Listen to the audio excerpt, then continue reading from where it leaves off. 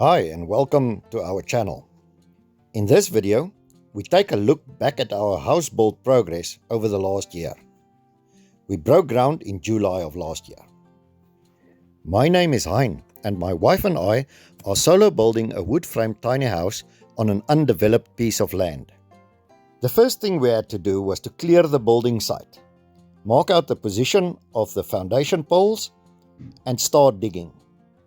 The first month or so was spent digging holes and planting poles. Okay, breaking ground, starting our build.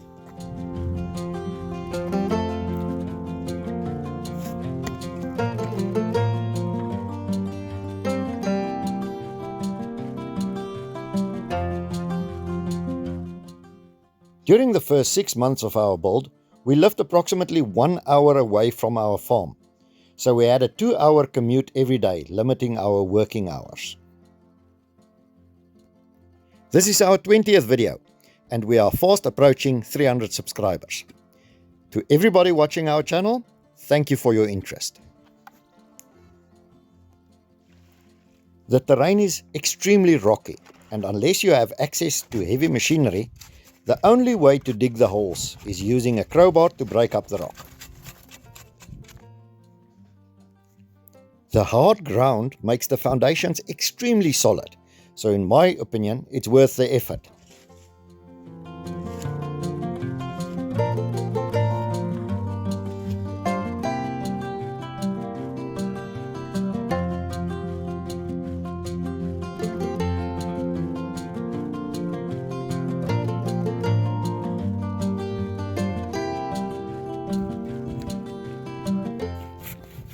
Once I had all the poles planted, I cut the tops to install the bearers.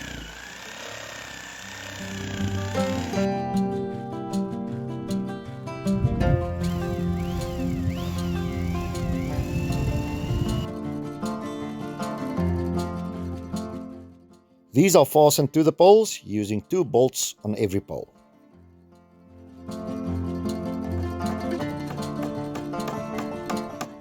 Next up was the floor joists, followed by the subfloor.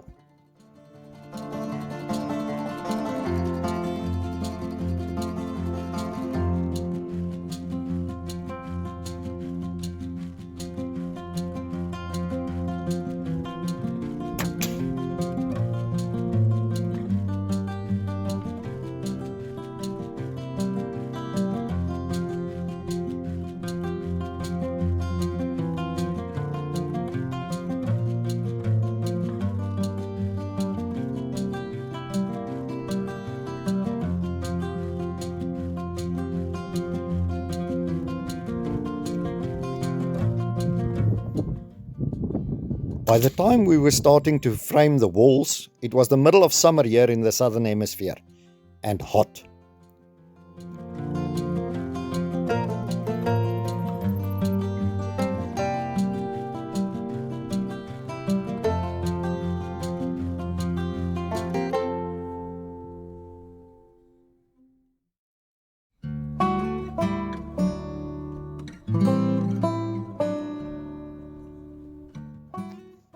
Wall framing was followed by putting up the ridge beam for the roof. Again, all the work was done by myself, assisted only by my wife. We have no heavy machinery and only hand tools. The ridge beam was one of our greatest challenges.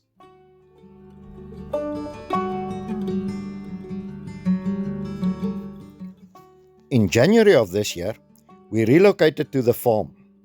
We stayed in our camping trailer with rooftop tent, and the pressure was on to get the roof up and the walls covered.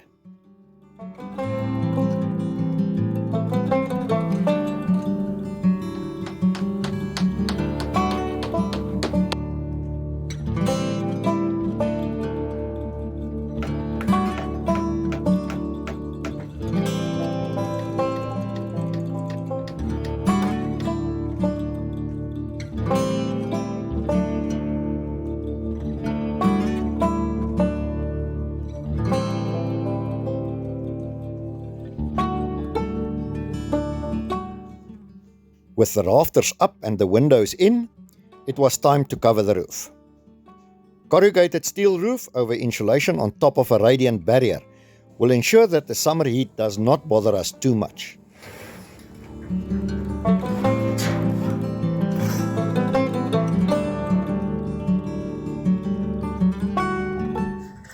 Here in the semi-desert of the Klein Karoo region of South Africa, we insulate against heat, not cold. The temperatures only rarely fall below freezing in winter. Once the roof over the bathroom area was up, a flushing toilet was my wife's #1 priority.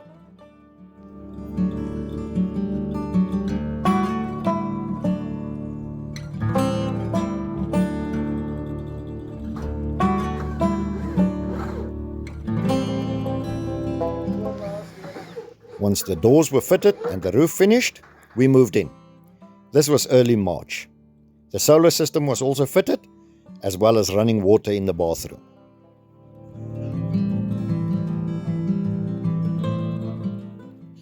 Then we started cladding the house. We are using fiber cement boards fastened in a shiplap pattern.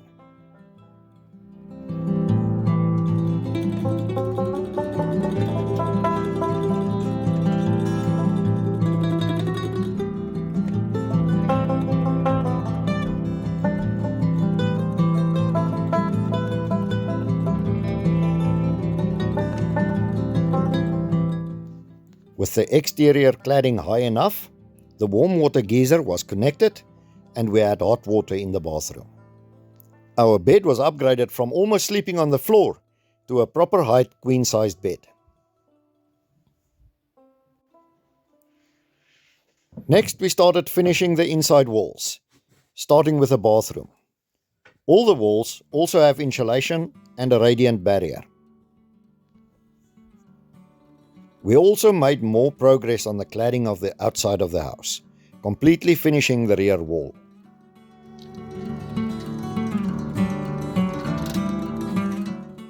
Before we can close off the inside walls, all the wiring and plumbing needs to be finished, so the wiring was completed fairly recently.